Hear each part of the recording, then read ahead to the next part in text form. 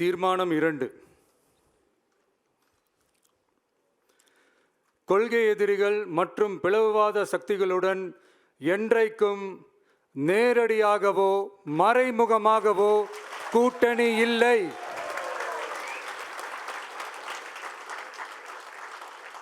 ஒன்றிய அளவில் மலிவான அரசியல் ஆதாயங்களுக்காக மக்களை மத ரீதியாக பிளவுபடுத்தி மக்களிடையே வேற்றுமையை விதைத்து அதில் குளிர்காய நினைக்கிறது பாஜக. அவர்களின் இந்த விஷமத்தனமான வேலைகள் வேறு எங்கு வேண்டுமானாலும் எடுபடலாம், ஆனால் தமிழகத்தில் ஒருபோதும் எடுபடாது.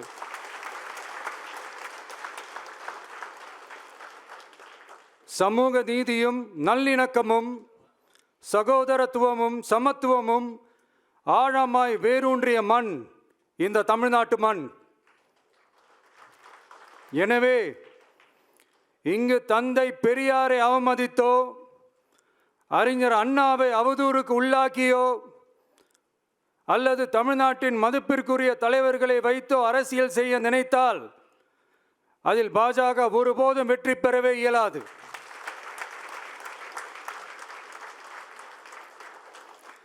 சுயநல அரசியல் லாபங்களுக்காக பாஜகவுடன் கூடி குழைந்து கூட்டணி போக திமுகவோ அதிமுகவோ இல்லை. நம் தமிழக வெற்றி கழகம்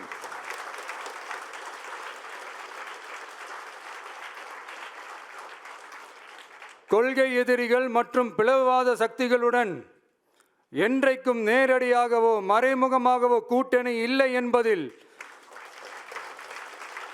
தமிழக வெற்றி கழகம் மிக உறுதியாக இருக்கிறது.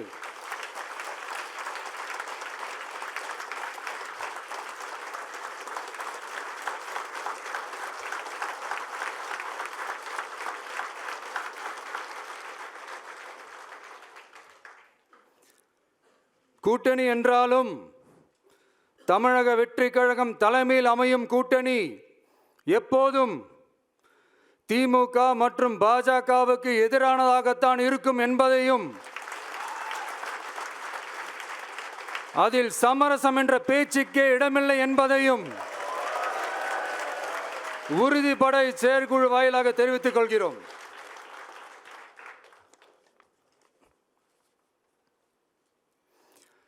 இது இறுதியான தீர்மானம் மட்டுமல்ல, உறுதியான தீர்மானம்.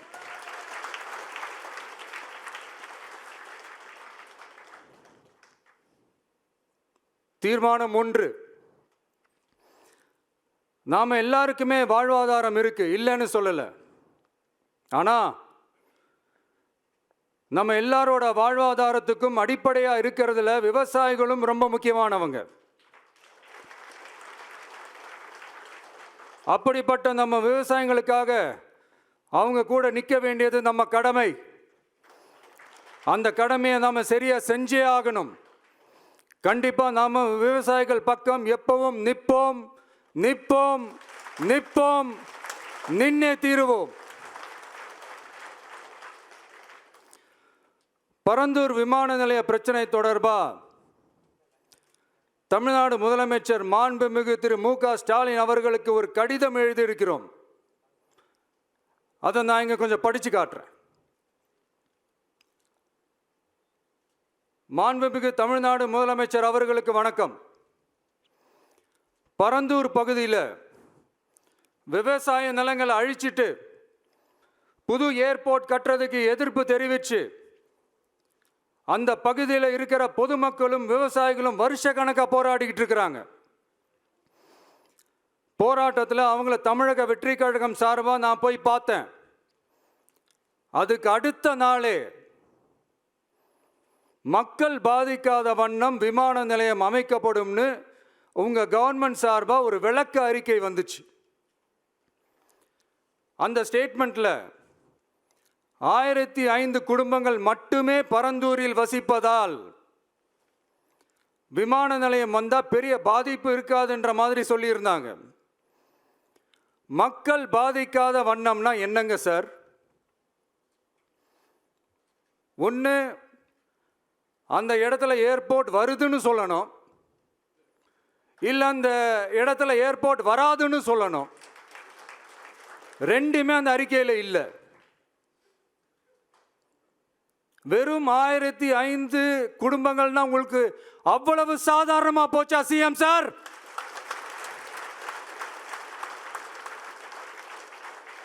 $15,000 மக்கள், அந்த மக்களும் நம்ம மக்கள் தானே.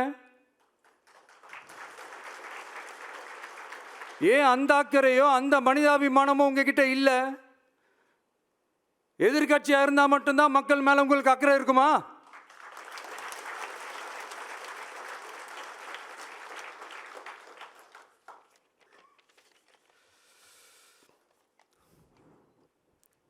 நூற்றுக்கணக்கான ஏக்கர் விவசாய நிலங்களை, மிகப்பெரிய நீர்நிலைகளை, ஆயிரக்கணக்கான வீடுகளை, அவங்களோட வாழ்வாதாரத்தை அழிச்சிட்டு அந்த இடத்துல தான் ஏர்போர்ட் கட்டியே ஆகணும்னு என்ன சார் அவசியம் இருக்கு?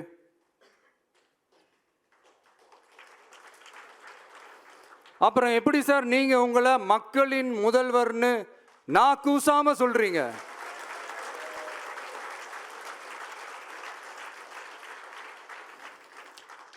இதுல வேற உங்களுக்கும் இந்த பரந்தூர் ஏர்போர்ட் கட்டுற பிரச்சனைக்கும் சம்பந்தமே இல்லாத மாதிரி வேற காட்டிக்கிறீங்க. ஆனா ஏர்போர்ட்டுக்காக பரந்தூரை பரிந்துரை செஞ்சதே உங்க கவர்மெண்ட் தான்னு ஒன்றிய விமான போக்குவரத்து துறை அமைச்சர் சில மாதங்களுக்கு முன்னாடி சென்னை வந்திருந்தப்போ சொன்னார். அதுக்கும் உங்ககிட்ட இருந்த எந்த பதிலும் இல்லை.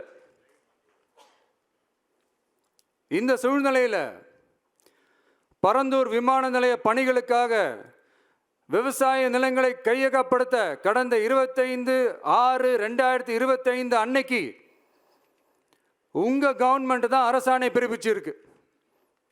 விமான நிலையம் அமைக்கிறதையே ஏற்க மாட்டோம்னு வருஷக்கணக்காக போராடுற மக்களோட நிலங்களையும் சேர்த்தே கையகப்படுத்த அந்த ஆணை பிறப்பிக்கப்பட்டிருக்கு. விவசாயிகளோட கண்ணீரை துடைக்க வேண்டிய தமிழ்நாடு அரசு அவங்களோட கண்ணில் குத்துறதாகவே இருக்கு இந்த ஜீவோ. இதெல்லாம் உங்களுக்கு தெரிஞ்சுதான் நடக்குதா, உங்க ஒப்புதலோடு தான் நடக்குதா தெரியல, பதிலும் தெரியல. பரந்தூர் மக்களை இது வரைக்கும் நீங்க ஏன் சந்திக்கலன்னு கேட்டா அதுக்கும் பதில் இல்லை.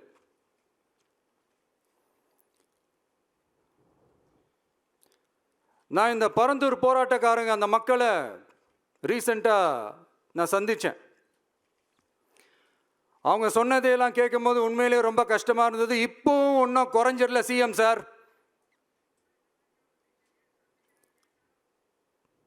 சாதி மதம் கடந்து தங்களோட குடியிருப்புகளை, விவசாய பூமியை, வாழ்வாதாரத்தை, நீர்நிலைகளை காப்பாற்ற ஒன்னா நின்று போராடிக்கிட்டு இருக்கிற பரந்தூர் பகுதி விவசாய பெருங்குடி மக்களை தயவு செஞ்சு நீங்க நேர்ல சந்திச்சு பேசுங்க.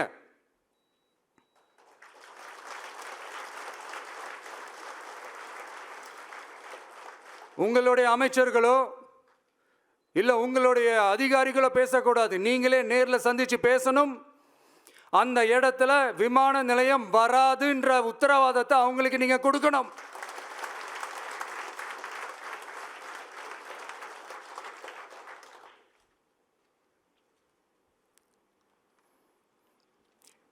இதையெல்லாம் நீங்க செய்யாம எல்லாத்தையும் கடந்து போகணும்னு நீங்க நினைச்சீங்கன்னா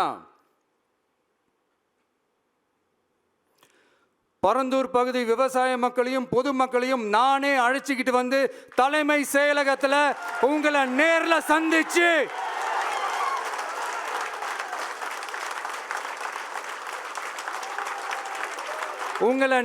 சந்திச்சு முறையிடுற நிலைமை உண்டாகும். அப்படி ஒரு சூழலை நீங்க உருவாக்க மாட்டீங்கன்னு நான் நம்புறேன். அதையும் மீறி அப்படி ஒரு சூழல் வந்துச்சுன்னா நான் ஃபேஸ் பண்ண தயாரா இருக்கேன்.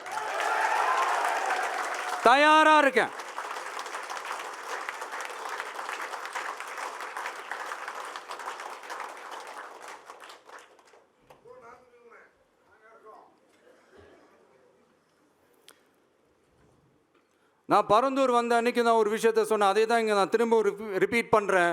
we are not against any developments, we are not against airports.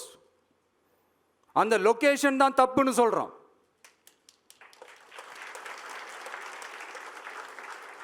இதை நாங்கள் மட்டும் சொல்லலை, ஏவியேஷன் சேஃப்டி எக்ஸ்பர்ட்ஸ் மென்ஷன் பண்ணியிருக்கிறாங்க. that place is not fit for airport.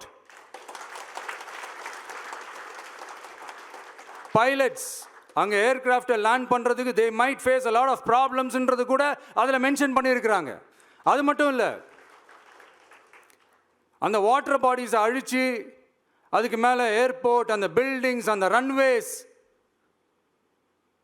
இதெல்லாம் வந்ததுக்கு அப்புறம் ஒரு மழைக்காலமோ இல்லை ஒரு floods டைம்லையோ the whole Chennai city will be flooded.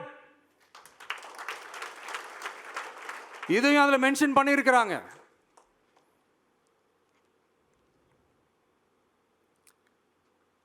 So இதெல்லாம் மைண்டில் வச்சுக்கிட்டு தயவு செஞ்சு please take a call. Thank you. நன்றி, வணக்கம்.